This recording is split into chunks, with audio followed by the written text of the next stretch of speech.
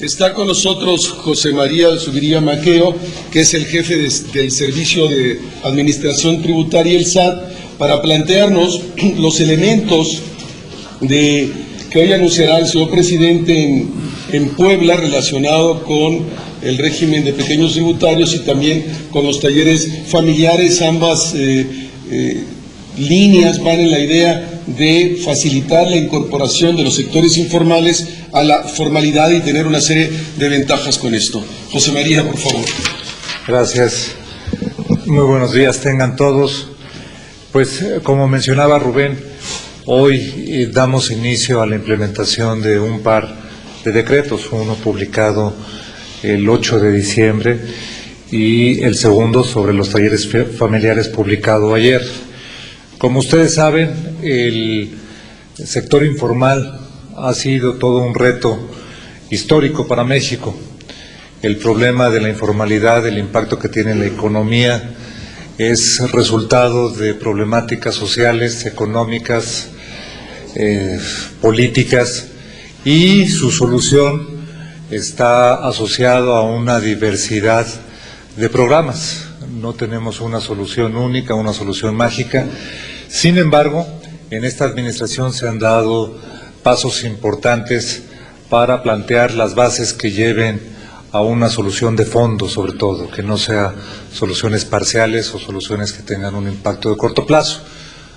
Hace aproximadamente 6 meses se anunció la realización de un estudio que está haciendo el doctor Hernando de Soto, que va al análisis de las diferentes aristas, de los diferentes componentes, de las razones. Él ha hecho estos estudios en diferentes países y ahora en el caso de México lo está viendo desde un punto de vista integral.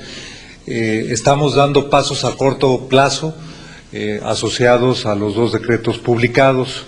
Uno que va fundamentalmente hacia la esfera del cumplimiento fiscal y otro hacia el lado laboral. Sobre la parte fiscal, déjenme presentarles brevemente cuáles son los objetivos. Estamos hablando prácticamente de 5 objetivos en este primera fase del programa.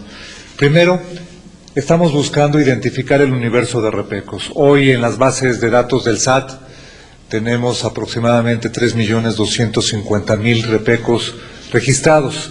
Los pequeños contribuyentes son las personas físicas que realizan actividades de venta o de servicios al público en general y que a nivel anual acumulan ingresos inferiores a los 2 millones de pesos. Entonces ese es el universo al que está dirigido este programa. Los 3.250.000 que tenemos registrados, comparados con cifras que reporta el INEGI de alrededor 10, 11 millones, pues muestran una diferencia importante que para nosotros es un primer punto de foco en este programa. Queremos entender, conocer a todo el universo a nivel de la República, a nivel nacional, y este programa va con ese objetivo fundamental. El segundo objetivo que tenemos es uniformar la práctica de operación de los repecos. Con los esquemas que se han estado instrumentando a través de los años, se han generado diversos procesos que hacen que el pagar impuestos para un repeco sea diferente en un estado como Sonora, como lo puede ser en Puebla, como lo es en el Distrito Federal, y a veces con mucha complejidad. Entonces, con este programa estamos creando los incentivos para que se homologue la forma en la que operan los repecos a nivel nacional. El tercer punto, y un punto fundamental, es facilitar el cumplimiento y la administración del programa.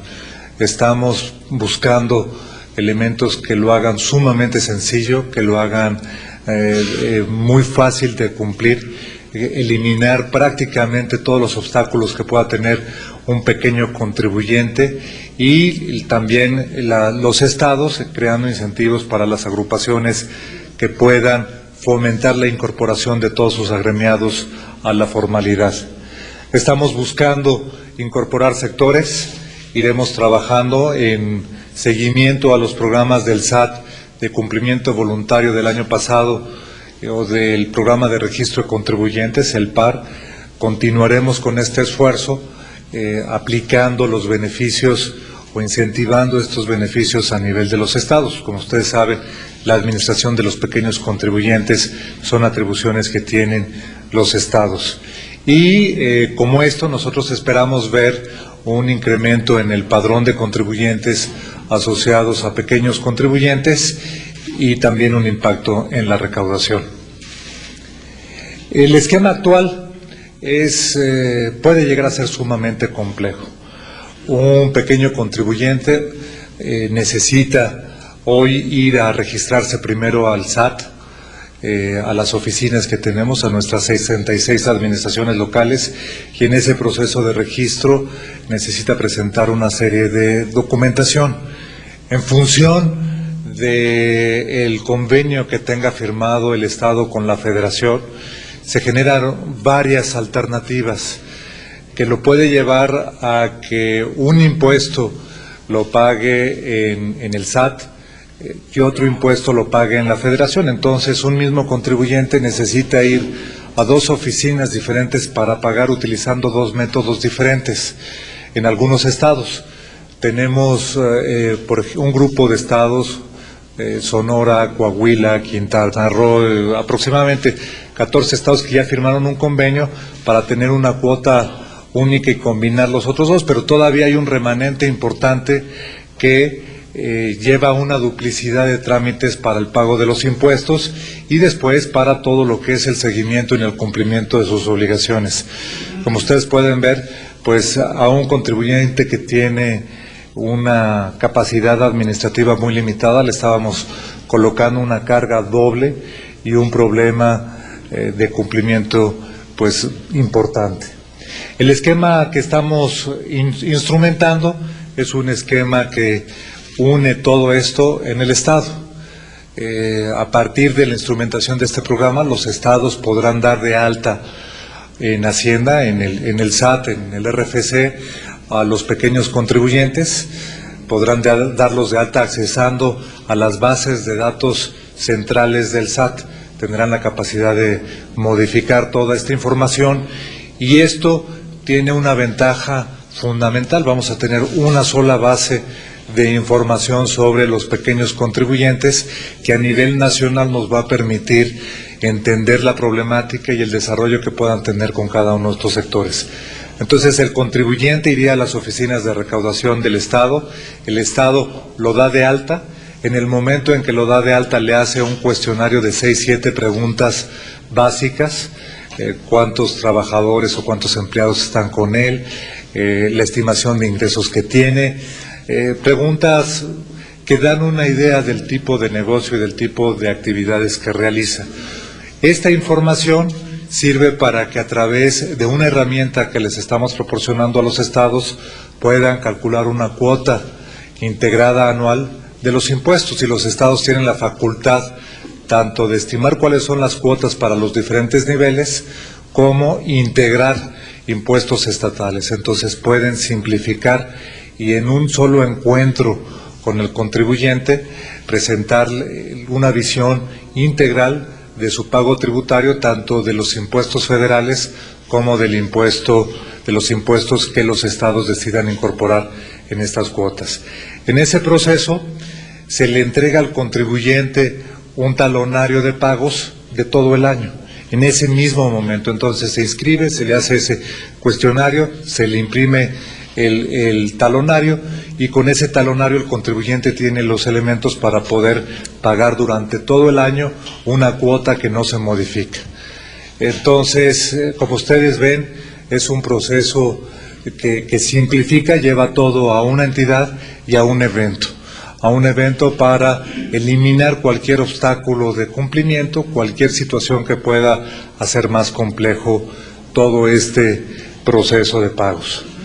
Los beneficios que vemos, bueno, ustedes pueden ver que de lo que hoy estamos haciendo al nuevo esquema hay una simplificación, reducimos las visitas prácticamente a una, existe una declaración con pago en lugar de una serie de cálculos, no hay necesidad de solicitar el apoyo de un contador, es directamente en la oficina y a través de un procedimiento perfectamente bien estandarizado.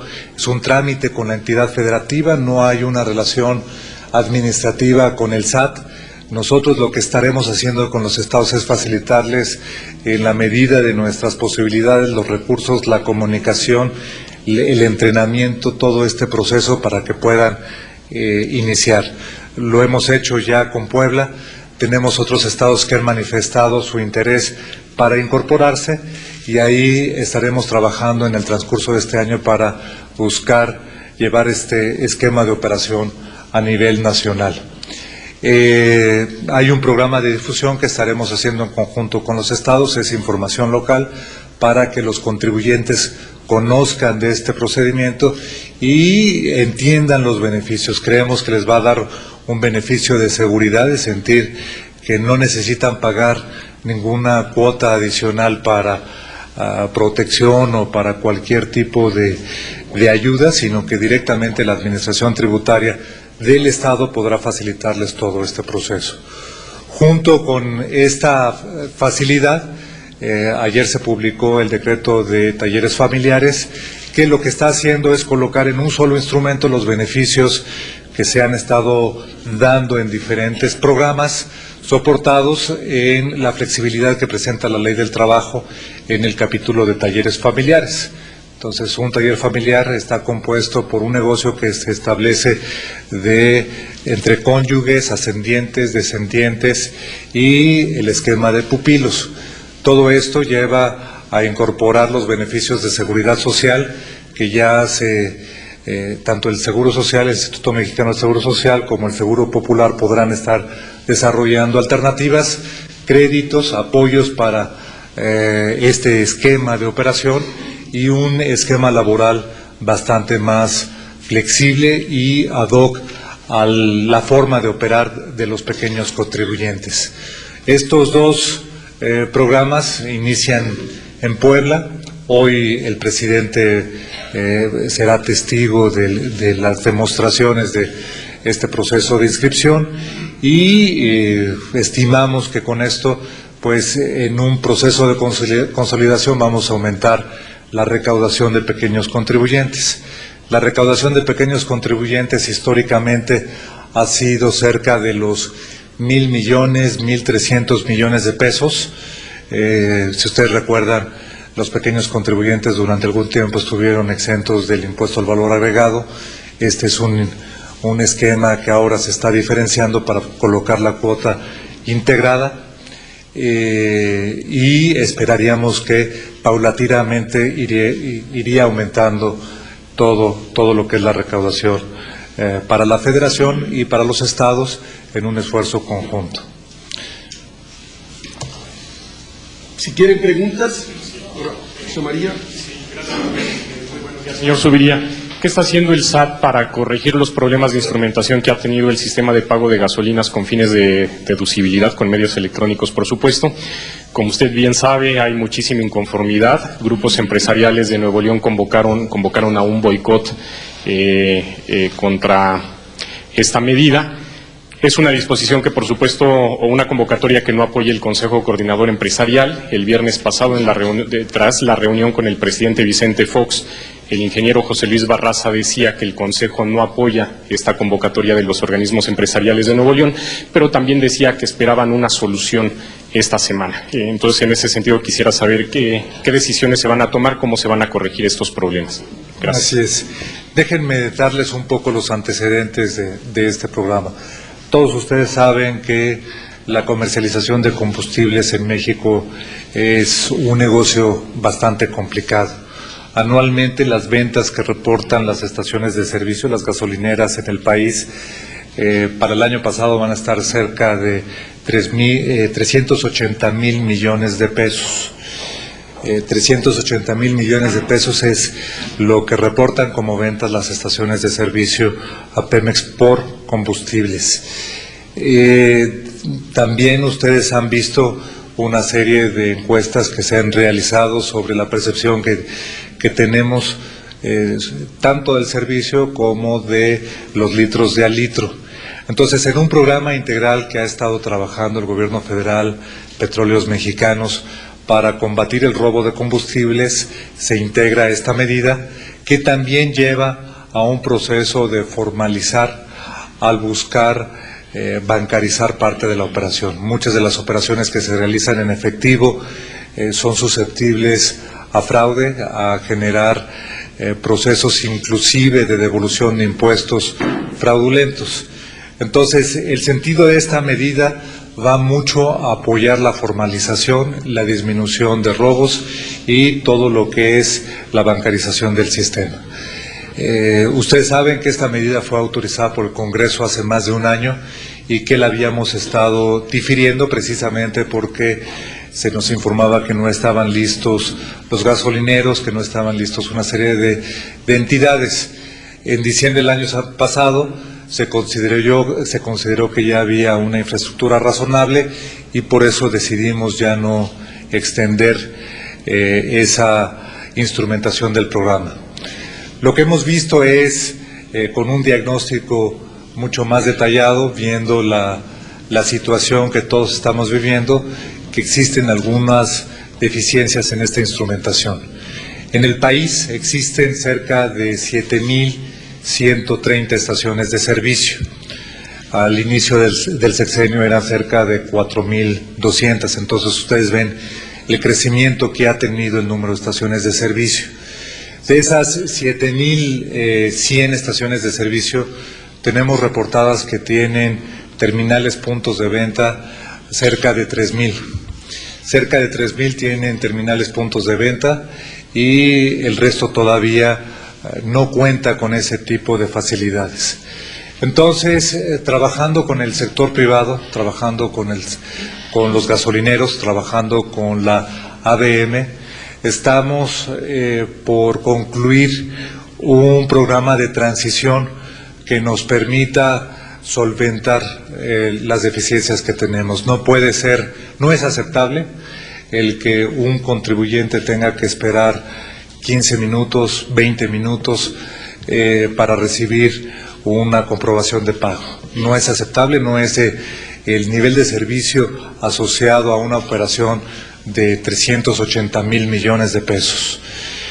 No es aceptable tampoco que los contribuyentes tengan que absorber el costo de las comisiones bancarias. ¿Sí? Estamos partiendo de que el servicio tiene que ser tan eficiente como puede ser un servicio en pago en efectivo y sin costos adicionales. Entonces, estamos integrando todas estas actividades junto con el sector privado, con los gasolineros, con Petróleos Mexicanos y con los bancos para tener varias acciones. Lo que yo les pediría es que en este momento fortaleciéramos el mensaje de que independientemente de las deficiencias que se están presentando, las personas que utilizan sus comprobantes para solicitar deducciones y están teniendo problemas, al menos soliciten el mismo comprobante que estaba en operación antes del inicio del sistema, la factura. ¿Sí? Entonces, si tienen algún problema, en los próximos, yo espero, en el transcurso de los próximos días, principios de la próxima semana, anunciaremos todas estas medidas, pero va a continuar siendo fundamental el que solicitemos el comprobante que se solicitaba antes, además de otras medidas que vamos a estar instrumentando. Todos parecen coincidir en que no es aceptable que el contribuyente cargue con el costo de la comisión, independientemente de los largos tiempos de espera en las estaciones de servicio. La Profeco, sin embargo, dice que no es su competencia, la Conducef también, usted también, pues en este momento dice que no es aceptable, pero insisto, ¿qué se va a hacer para que no se sigan recargando estas comisiones en los consumidores? No es una medida la que vamos a tomar, son un conjunto de medidas y lo que queremos es acordar estas medidas con cada uno de los actores para poderlas anunciar completas. Creo que sería precipitado anunciar las medidas sin tenerlas acordadas con los participantes. Hemos tenido reuniones con los bancos, con la ABM, con Petróleos Mexicanos, con Profeco en los últimos días y estamos próximos a tener todo ese paquete. Hemos estado en constante comunicación con el sector privado, con diferentes niveles de las agrupaciones, y yo lo que les pediría es que esperáramos a principios de la próxima semana para tener concertadas todas estas, que sea ya un programa concertado y no solamente una expectativa de lo que podemos estar instrumentando para poderlo lanzar oficialmente. Y mientras tanto, sí exhortar a que pues el contribuyente al menos pida el mismo comprobante que utilizaba para hacer la deducción. Emiliano. Buenos días, ingeniero. Yo le quiero preguntar, ¿en qué etapa va la investigación sobre el exgobernador Arturo Montiel y si tienen pensado presentar alguna denuncia por algún delito fiscal? Gracias. La administración tributaria, en el análisis, la dictaminación y la resolución de casos particulares está regida por el Código Fiscal de la Federación. El artículo 69 del Código Fiscal de la Federación nos impide dar cualquier información específica a contribuyentes. Entonces, si yo diera cualquier tipo de información estaría incumpliendo la ley.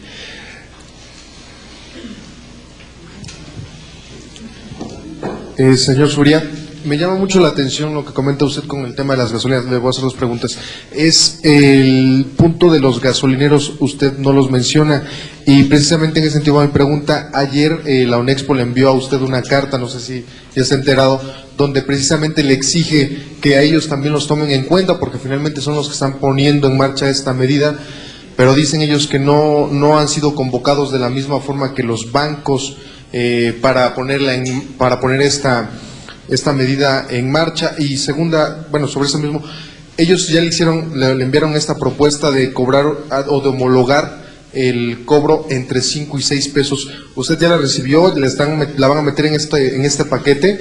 Y segunda, para este anuncio que se está haciendo de los repecos, ¿en cuánto se piensa incrementar la recaudación? Habla usted de una cifra de 1,000 a 1,300 millones de pesos. ¿En cuánto se espera aumentar? Bien. Sobre el primer punto, probablemente no fui lo suficientemente claro, pero en las reuniones que hemos tenido de diagnóstico y de preparación, nos hemos reunido no una sino varias veces con los gasolineros, con la ONEXPO. Ha habido reuniones a diferentes niveles, inclusive conmigo hemos tenido reuniones, y efectivamente ayer nos enviaron una carta en la que seguramente tendrás copia, y en el primer párrafo menciona las reuniones que hemos tenido y sí hace algunas solicitudes adicionales. Yo les puedo decir que no se va a autorizar ningún pago adicional. No creemos que el contribuyente deba de realizar pago alguno por utilizar un medio de pago electrónico. Hay esquemas que están operando. Lo que necesitamos es encontrar los puntos de solución. Ya había mencionado en diciembre que se está desarrollando un nuevo contrato de franquicia que lleva algunos ajustes en los márgenes, y que a través de esos ajustes en los márgenes consideramos que será suficiente para que el gasolinero no traslade ningún costo al usuario, al cliente de las gasolineras por este servicio. Sobre la recaudación, los estudios que también son públicos, los estudios que ha hecho organismos privados para estimar los porcentajes de evasión, en lo que se refiere a personas físicas con actividades empresariales, que engloba este rubro, se estima que la evasión es alrededor del 77%.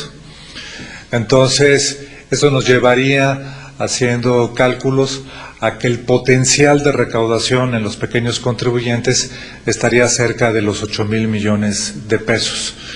Es una cifra que, llegar a los 8,000, ningún país ha logrado evitar la evasión al 100%, la han llevado aproximadamente a niveles de 15% en un estándar internacional, y no en un año, sino es un proceso de varios años. Entonces estamos hablando que este programa tendría una instrumentación multianual que podría incorporar recursos aproximadamente por 5,000, 6,000 millones de pesos adicionales al fisco. Carlos. Licenciado Zuviría, yo quisiera preguntarle si con este programa la administración del presidente Fox va a acabar, por lo menos de nombre, con la economía informal. Si es así, si los tianguistas, los toreros pasan a formar parte de ser repecos. Eso por una parte. Por la otra, el que paguen impuestos les da derecho a uso de suelo. Y la tercera, en caso de aquellos comerciantes, aquellos miembros de la economía informal que no quieran dar esa información y pagar esa contribución, ¿a qué se van a hacer derecho? Y a lo final, en torno a la compra de contrabando y de material o artículos de piratas, Hacienda ahora con este nuevo esquema, ¿se los va a prohibir o cómo van a ser los mecanismos? Gracias. Bien. La economía informal, como mencioné al principio, es un fenómeno sumamente complejo que no concluye con un programa. Lo que el presidente Fox nos ha instruido, y creemos que este programa lo ejecuta, cumple el objetivo, es de eliminar los obstáculos que pueda tener el pequeño contribuyente para cumplir con sus obligaciones fiscales, ¿sí? Entonces, el contribuyente, la facilidad que se le está dando al contribuyente para estar en regla, para cumplir con todos nosotros, con todos los mexicanos en el pago de sus obligaciones, son extraordinarias. Creemos que este punto es un punto fundamental en la cadena que debe seguir en el combate a la informalidad. Ya no hay pretextos para no cumplir desde el punto de vista fiscal. La administración de los pequeños contribuyentes es hecha por los estados y los municipios. En el decreto de diciembre se otorgan una serie de facilidades para que en los procesos de reubicación puedan los pequeños contribuyentes, al momento de comprar un local en estos mercados reubicados, estén exentos del pago de IVA. Esto es precisamente con la intención de reubicar y de canalizar este esfuerzo comercial en las zonas en que los estados estén determinando. No hay en las facultades a nivel federal el esquema de los derechos de piso. Los derechos de piso es una situación que administran los estados y los municipios. Lo que estamos dándoles es el marco para que puedan integrarlos en este esquema y darles las facilidades a las agrupaciones o a los pequeños contribuyentes para que en ese reordenamiento puedan tener un incentivo desde el punto de vista económico. Como vimos, el problema de la informalidad tiene varias aristas. Los pequeños contribuyentes, salvo casos muy especiales, normalmente no realizan las funciones de contrabando. Quienes realizan las funciones de contrabando son organizaciones mucho más establecidas que su ataque va vía otros elementos. En el decreto lo establece claramente que estos beneficios están asociados exclusivamente a quien realice actividades lícitas, quien venda con mercancía legal. Y en este proceso de supervisión es precisamente parte de las atribuciones que se delegaron a los estados para su continua supervisión. En apoyo a los estados, nosotros hemos realizado algunos operativos, sin embargo, ustedes pueden ver algunos esfuerzos de reubicación exitosos que se han dado en estados como Michoacán, en estados que han podido administrar esta problemática y llevarla a un nivel inferior. Eso es lo que estamos buscando replicar en diferentes lugares. ¿sí? Gracias. No me queda muy claro por qué implementaron este programa en las gasolinerías. Se habla mucho para evitar el robo de gasolina y por otra parte el mercado negro de facturas. ¿Tienen ustedes alguna estimación de cuánto asciende el mercado negro? Porque también se habla de que pues un 70% de la gente es asalariada o está en la economía informal y no pide realmente factura en las gasolinerías, y un poco me gustaría saber por qué fue el origen de este programa y entonces ratificar claramente si va a ser gratuito, ya no va a haber comisiones en esto. Y por otra parte, aprovechando que te vemos, José María, tu expectativa del Código Fiscal, se habla mucho de que hay mucha oposición por parte de los contadores, o por algunos elementos muy polémicos, ¿no?, del fondo sobre la forma, de la independencia de los contadores. ¿Van a seguir pugnando ustedes porque se apruebe en este periodo ordinario y qué cambios le van a hacer sobre todo a estos elementos polémicos? Y finalmente, sobre este tráfico de influencias que se hablaba, ¿no?, del funcionario de la función pública que supuestamente está impulsando mucho la independencia de los contadores, ¿no? Se habla del secretario de la Función Pública que está detrás del despacho Becker McKenzie. Gracias. Bien, déjame empezar por este último punto, porque ha sido muy delicado esas insinuaciones que se han hecho, y en un comunicado de prensa que emitió la Secretaría de Hacienda y que de manera conjunta el secretario Gil, el subsecretario Aguirre y yo planteamos la postura de la Secretaría de Hacienda sobre la independencia de los contadores. En ese comunicado claramente decimos que es nuestro sentir que sí existe un conflicto de interés cuando un contador plantea un esquema agresivo de planeación y a la vez realiza la dictaminación fiscal. Lo planteamos en ese comunicado, no es una opinión del secretario Romero única, que coincida puede ser, habría que preguntarle a él, pero tanto el secretario Gil, el subsecretario Aguirre como un servidor estamos perfectamente conscientes y hemos planteado abiertamente cuál es nuestra visión sobre ese punto. Entonces, sí creemos que tiene que eliminarse la posibilidad de que exista una planeación agresiva y que el mismo que presentó esa planeación esté trabajando los procesos de dictaminación de las empresas, el mismo asesor fiscal. Puede o no ser contador, es el asesor fiscal lo que estamos buscando evitar. Yendo al primer punto sobre el origen de este programa, verlo como una medida única plantea las dudas que está señalando. Viendo como parte de un programa integral de combate al robo de combustibles, hace mucho más sentido.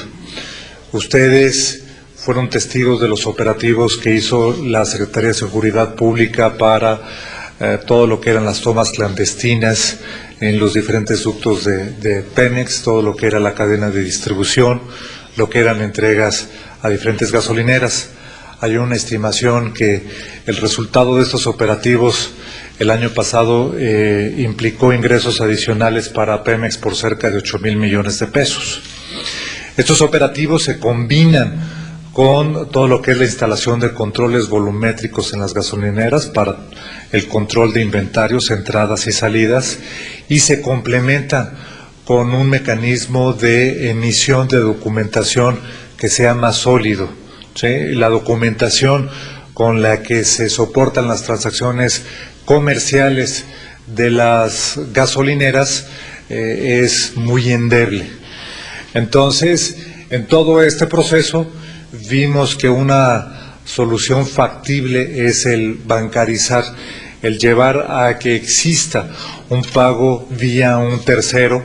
No solamente es un pago con una tarjeta de crédito o una tarjeta de débito, sino también hay monederos electrónicos, hay esquemas que están sustituyendo a los vales que anteriormente existían para dejar testigo. Entonces es una integración de una serie de programas que van asociados al robo de combustibles. Tenemos en las devoluciones casos en zonas específicas que estaban sustentados fundamentalmente en el consumo de gasolinas. Una estimación que hicimos inclusive con la propia gente de Onexpo es que en un esquema ya normal de operación, probablemente el 20% de los usuarios de las gasolineras estén utilizando los medios electrónicos de pago o medios que lleven la posibilidad de deducción. Si estamos hablando de esto, estamos hablando que de 380,000 millones, el 20% estaría utilizando este esquema. Si vemos que de ese 20% el riesgo de evasión que tenemos promedio es de cerca del 40%, vas a poder sacar la cifra estimada de impacto de estas medidas, que está disminuyendo los recursos para la mejora del bienestar común. Entonces, eso creo que da una respuesta a la primera pregunta.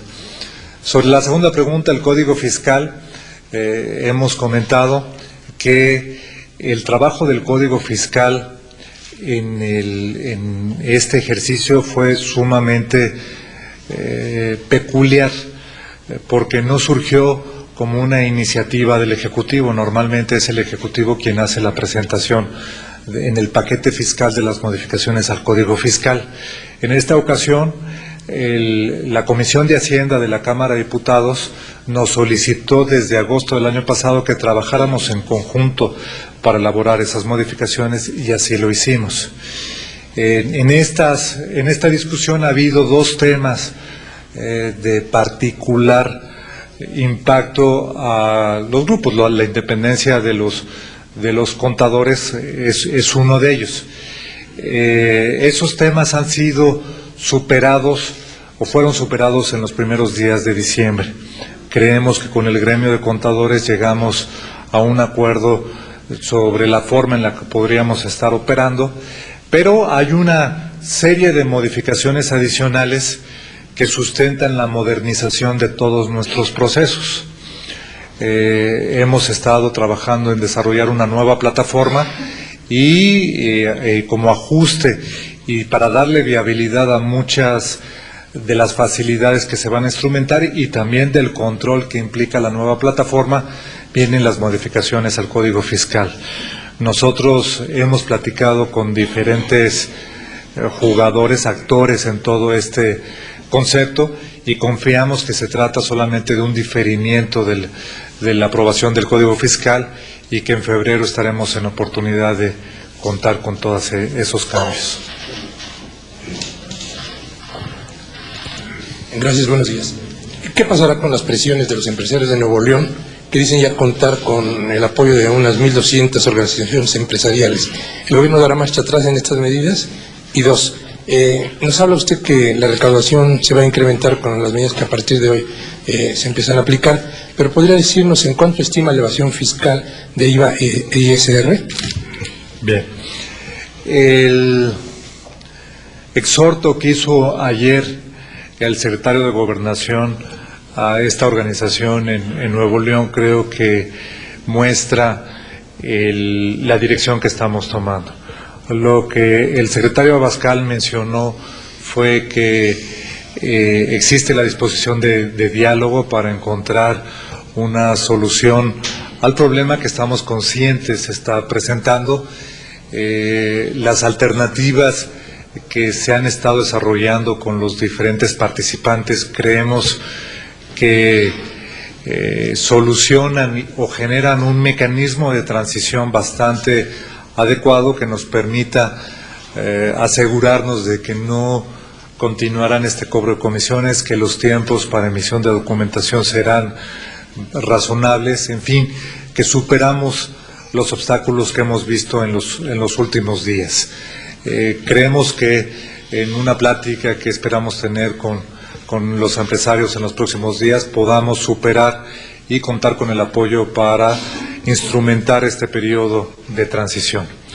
Sobre la evasión, también son los estudios que en varias ocasiones hemos comentado, que se realizaron con la información de 2002, y estamos hablando que en general existe una evasión de cerca del 40%. Ese es el reto que tenemos, ese es el punto que estamos buscando atacar. Creemos que vamos en el camino correcto. Las cifras de recaudación preliminares para 2005 muestran un desempeño mejor a lo que originalmente se había estimado, si lo hacemos en relación al Producto Interno Bruto, tanto en impuesto sobre la renta como en impuesto al valor agregado. Vamos a estar con crecimientos reales importantes en los dos impuestos, y en el IEPS, si descontamos la parte asociada a combustibles, también vamos a tener un crecimiento real, aunque menor. Todo esto nos lleva a sentir que vamos avanzando, todavía de manera insuficiente, y es precisamente por eso que estamos haciendo el planteamiento de modificación al Código Fiscal y este proceso de modernización para cambiar la tendencia de los resultados. Tenemos que tener mejores resultados más rápidamente. Pues estamos hablando que la recaudación del impuesto sobre la renta está anualmente cerca de los 380,000 millones, 40% de eso, y la cifra del impuesto al valor agregado estamos hablando 300,000 millones. Como cifra global, habrá que sacar el porcentaje, el 40%. Le tengo 5 preguntas, si quieren cerramos con esas, por favor. Vivian, ¿está contemplado? Buenos días. Volviendo al caso de Arturo Montiel, usted comenta que no se puede dar información de los contribuyentes, pero tomando en cuenta que es un exfuncionario que está siendo investigado, ¿podemos esperar que algún día Hacienda, una vez que termine la investigación, dé esa información? Y mi segunda pregunta es, quisiera que explicara un poco más esta reforma que entró en vigor, que busca investigar a las personas que hagan retiros o depósitos de 100,000 pesos. Gracias. Bien. Sobre el primer punto tengo que insistir en lo que marca el Código Fiscal. El Código Fiscal es muy claro sobre el secreto, la privacidad en toda esta información. No podemos hacer excepciones, no podemos romper la ley en este caso. Y no hay un momento en donde se diga ya se trata de alguna información pública, sino que nosotros hacemos las actividades que va marcando las atribuciones, la responsabilidad que tenemos, y sobre eso continuaremos operando. Es muy claro el código, no nos da ninguna flexibilidad al respecto.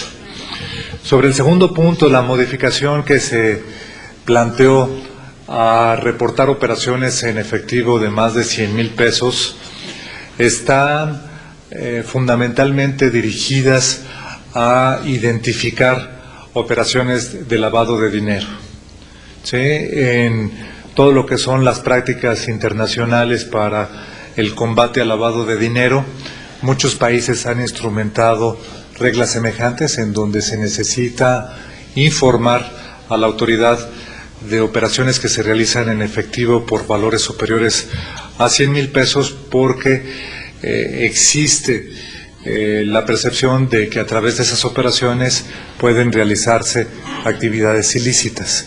Entonces, es un objetivo fundamentalmente de monitoreo. No quiere decir que todas las operaciones arriba de 100,000 tengan esas características. Sin embargo, el contar con una base sistemática de información permitiría desarrollar herramientas de administración de riesgo para poder identificar patrones de conducta que lleven a combatir más efectivamente el lavado de dinero. Muchas gracias. Buenos días. Tengo varias preguntas sobre el programa que lanzan hoy. La primera sería, habló usted de cuánto se podría incrementar la recaudación, pero mi pregunta sería, ¿cuánto se podría incrementar el padrón? ¿Cuántos contribuyentes podrían incorporarse a esta legalización del comercio informal? Otra, José María, arranca el programa en Puebla este día y bueno, lo hacen oficial, pero ¿qué otros estados podrían estarse incorporando en las siguientes semanas, por favor? Y me queda una duda en cuanto a este programa. ¿Va directamente sobre los repecos, sobre los comercios pequeños que están establecidos, quizás sobre los tianguistas, todo eso? Pero esta gente que anda, me refiero al caso de taxistas, estos también se podrían incorporar en un cierto momento a este programa.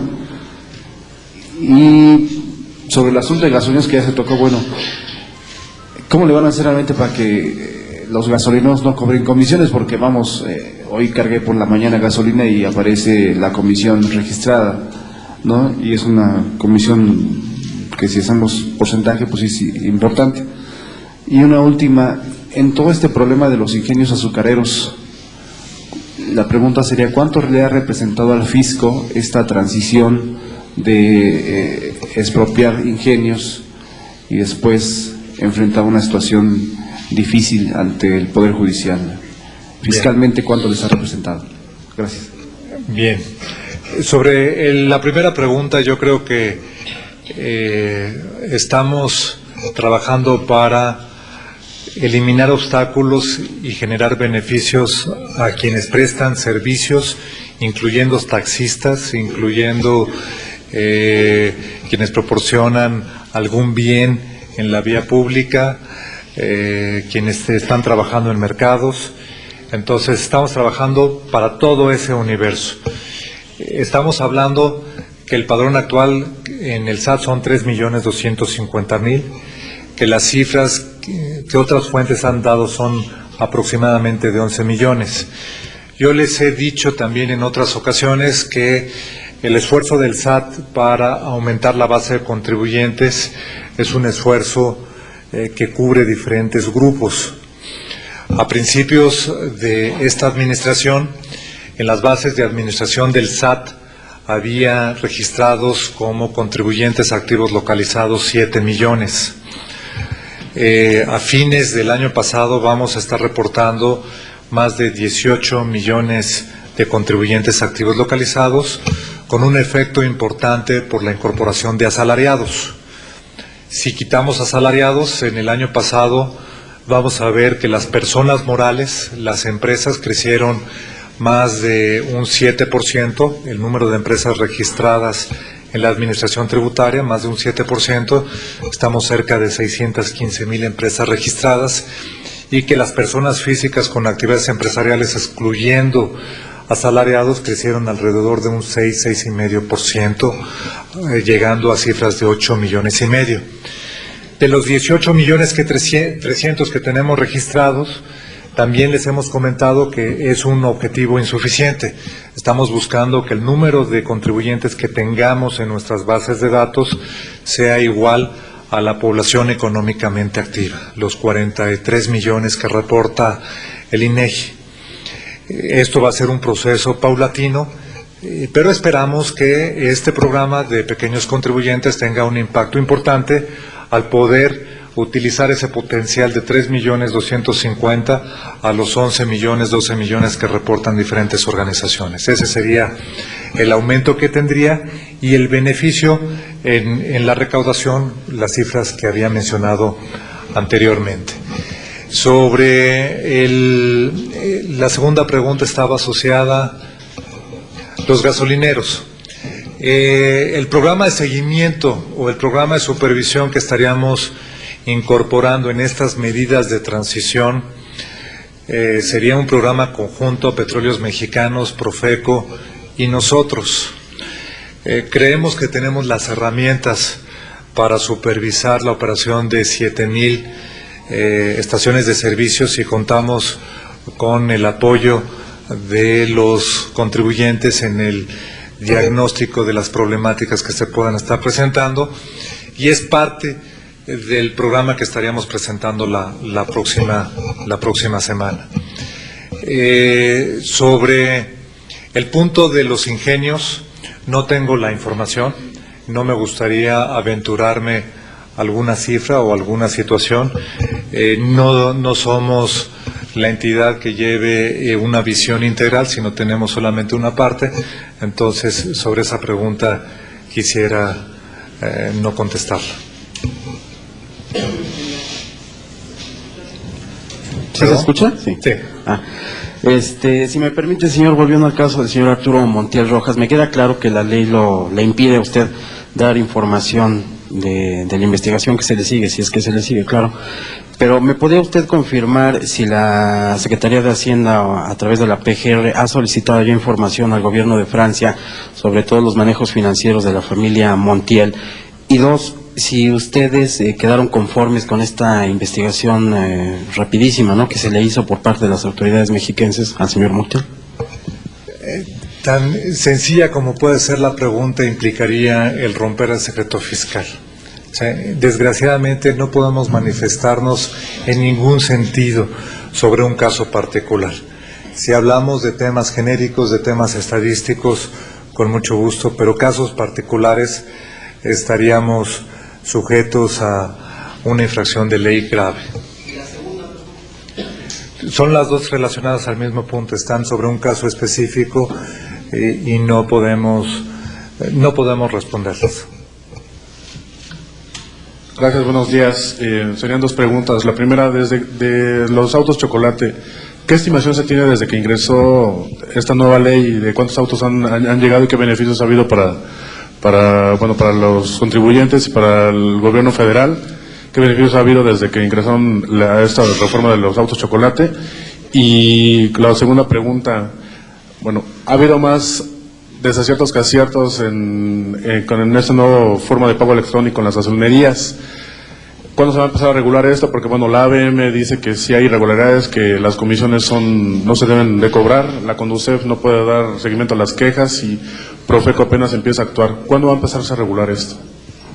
Bien, el punto asociado a las gasolineras, insisto, estamos conscientes de la problemática, creemos que no son aceptables ni que el contribuyente o el cliente esté dedicando mayor tiempo a un proceso que debiera ser tan ágil como el pago en efectivo, ni que reciba cobros adicionales por la instrumentación de estos programas. No es una solución con un actor, es una solución que involucra a varios participantes y en el transcurso de la próxima semana anunciaremos un paquete de medidas que esperamos esté con el apoyo de los diferentes sectores para poderlo instrumentar y poder asegurar que no es el cliente el que recibe una carga adicional. Entonces, a ver, por favor, no, así no, después aquí hay un orden, por favor, compañera, hay un orden en esta reunión, no, yo te la voy a dar cuando toque, por favor. Hay un orden, no importa, todos van a tener lugar. ¿sí? Entonces, sobre ese problema, yo les pediría, primero por un lado, que nos aguardaran hasta la próxima semana para tener todos estos mecanismos concertados, que no sean solamente medidas que pensemos instrumentar, sino que ya estén concertadas con los diferentes participantes, inclusive medidas de supervisión para asegurarnos de que se esté cumpliendo sin crear costos adicionales y en tiempos razonables. Todo esto en este paquete que estaríamos programando para la próxima semana. Y mientras tanto, insistir que en el peor de los casos solicitemos la misma información que se solicitaba antes, que era la factura, para poder hacer deducible el consumo de las gasolinas. Esa es la segunda. La primera, sobre los autos, el decreto de regularización, el decreto incluye varios conceptos. Por un lado, se adelanta la importación temporal de vehículos que tienen 10 a 15 años de antigüedad. Y en ese ajuste se dan una facilidad para que determinados autos que cumplen esas características, que ya están en el país, puedan incorporarse a este proceso. Las cifras que presentamos están asociadas al pico que normalmente vemos a fin de año en todo lo que son los permisos temporales de importación. Aduanas emite anualmente cerca de 700,000 permisos temporales de importación en todo lo que es el programa paisano. En este año vimos que junto con este programa de importación también hubo una importación definitiva de automóviles con esas características en volúmenes importantes. Entonces, las cifras que están reportadas al 15 de enero son cerca de 500,000 vehículos, 220,000 que han sido regularizados, esto es, que ya se encontraban en territorio nacional y que cumplían las características de este proceso de adelanto a las importaciones. Y el resto ha sido por importación nueva, no se encontraban en el país, pero en este proceso se incorporaron al país. Sí es importante mencionar que precisamente por este movimiento de los paisanos, creemos que existe un ciclo en donde los meses de noviembre y diciembre tienen volúmenes superiores. Esperaríamos que esto fuera a ajustarse en los próximos meses. Juan Manuel y la compañera. Gracias, buenos días, José María. Solo una pregunta, si me pudiera dar cuál es la posición del sistema de administración tributaria respecto al bloque que están conformando empresarios, analistas, académicos, para tener una posición conjunta en torno a las reformas al Código Fiscal.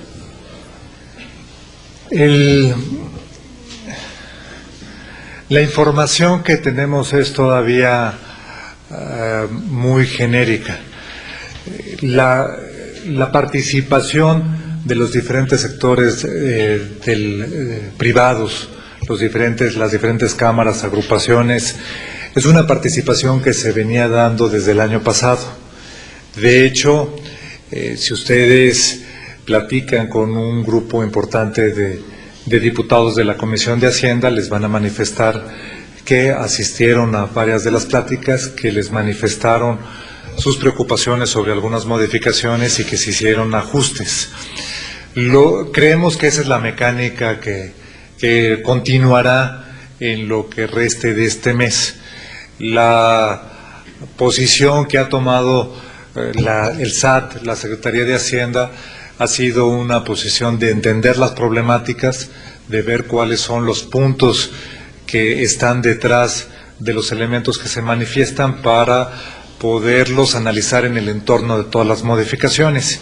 Y fue así como se procedió a hacer algunos ajustes al código, a la propuesta de dictamen de código, no solamente por parte del SAT. Nosotros formamos parte de la mesa de trabajo que integró la Comisión de Hacienda de la Cámara de Diputados, y en ese entorno de discusión es que se tomó la decisión de incorporar algunos de los elementos y no incorporar otros, inclusive propuestas que nosotros hacíamos, las llevábamos al seno de ese grupo de trabajo y nos decían: esto no es factible, esto sí podemos hacerlo, y en ese trabajo conjunto es como creemos podemos continuar resolviendo las inquietudes o las diferencias que existan en relación al Código Fiscal.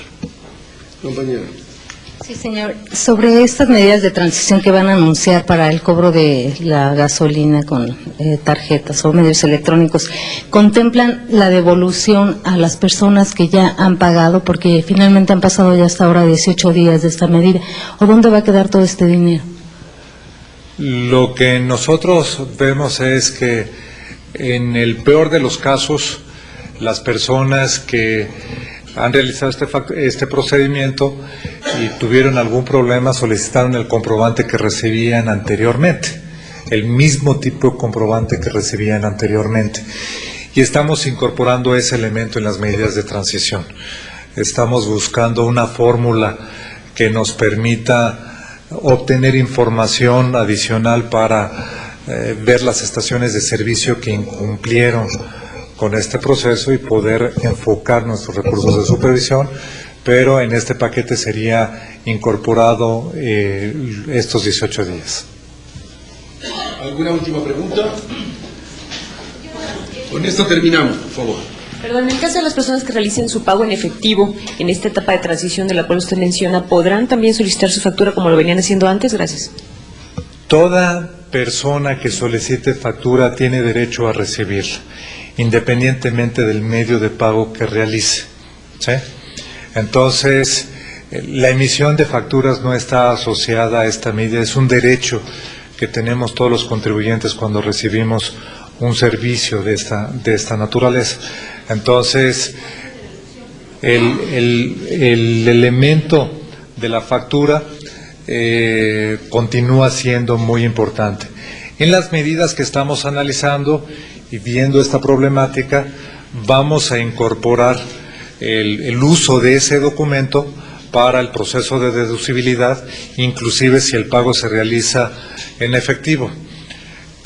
No quiere decir que con esto estemos echando para atrás la medida, sino que lo estamos incorporando en un paquete que involucra otros puntos. Entonces, yo creo que es muy importante que esperemos a tener esta concertación de todos estos elementos para poderlo ver en su conjunto. Estamos conscientes de la urgencia, de la necesidad de hacerlo lo más rápidamente posible, por eso estamos redoblando los esfuerzos para tenerlo a principios de la próxima semana. ¿Quisieras algún comentario final? Pues agradecerles la participación y enfatizar la importancia del evento que hoy se realiza en relación a los pequeños contribuyentes. Ha sido una demanda impresionante, una demanda consistente, continua, el simplificar y eliminar los obstáculos para quien menor capacidad administrativa tiene para realizar estos trámites, y creemos que con esto estamos dando un gran paso. Muchas gracias. Gracias, Rubén. Muchas gracias, José María. Bueno, la agenda del señor presidente para el día de hoy. El presidente concede hoy una entrevista a un noticiero del estado de Guerrero. Después el señor presidente inicia la gira de trabajo por el estado de Puebla a las 9. En el estado de Puebla básicamente tiene dos actividades. Una asiste a la exposición del pintor oaxaqueño Rodolfo Morales. La exposición se llama Maestro de los Sueños en el Museo Amparo de Puebla. Y después la presentación de este programa que hoy José María nos ha anunciado. Esos serían los eventos en el estado de Puebla. Regresa el presidente a la 1:15 de la tarde a Los Pinos y tiene una audiencia con el presidente de Telefónica de España. Después el señor presidente tiene una reunión de trabajo con el Procurador General de la República.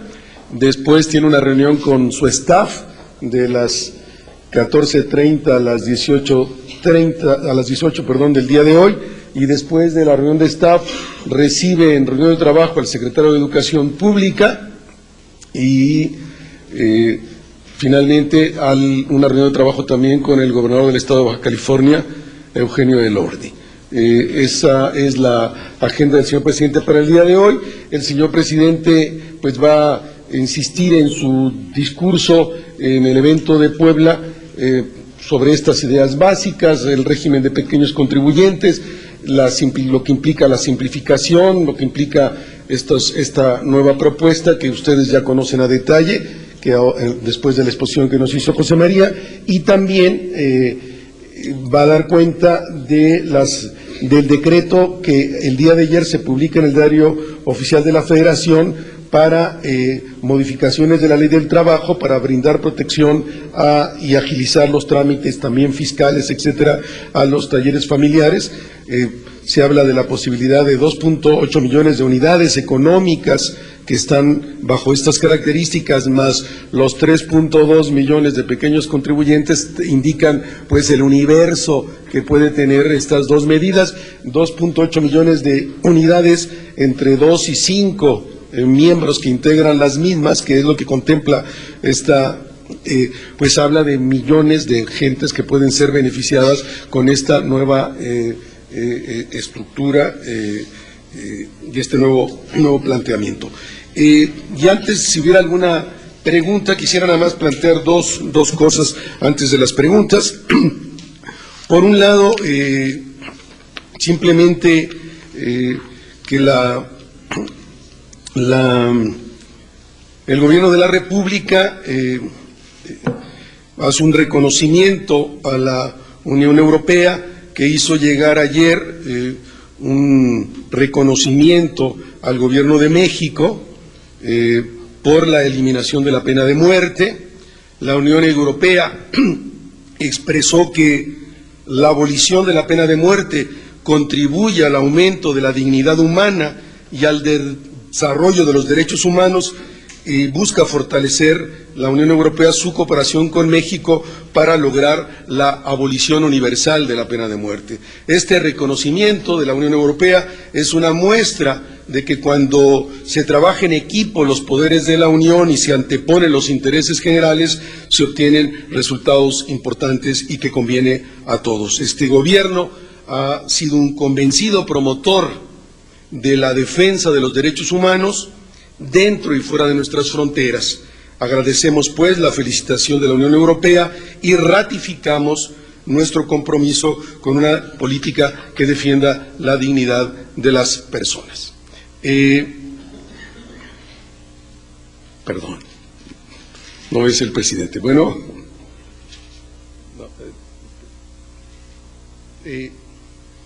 y de otro lado, el reglamento, el día de hoy, anunciamos que se publica en el Diario Oficial de la Federación el decreto del presidente Vicente Fox, por el cual se expide el reglamento de la Ley General de Desarrollo Social. Entre otros puntos relevantes, si quisiéramos hoy insistir en estos, el decreto prohíbe explícitamente cualquier práctica discriminatoria en el otorgamiento de los bienes y servicios de los programas sociales. Además, prohíbe la utilización del padrón de beneficiarios con fines político-electorales, comerciales o de cualquier otra índole distinta a su objetivo social. Este uso indebido deberá ser sancionado en los términos de la Ley Federal de Responsabilidades Administrativas de los Servidores Públicos y demás disposiciones legales aplicables. El reglamento establece la categoría de Contralorías Sociales y ahora son los propios beneficiarios los que podrán asociarse con la Secretaría para dar seguimiento y vigilar la correcta aplicación de todos los programas sociales. La normatividad que se da a conocer hoy establece también que estas Contralorías ciudadanas deberán de ser ajenas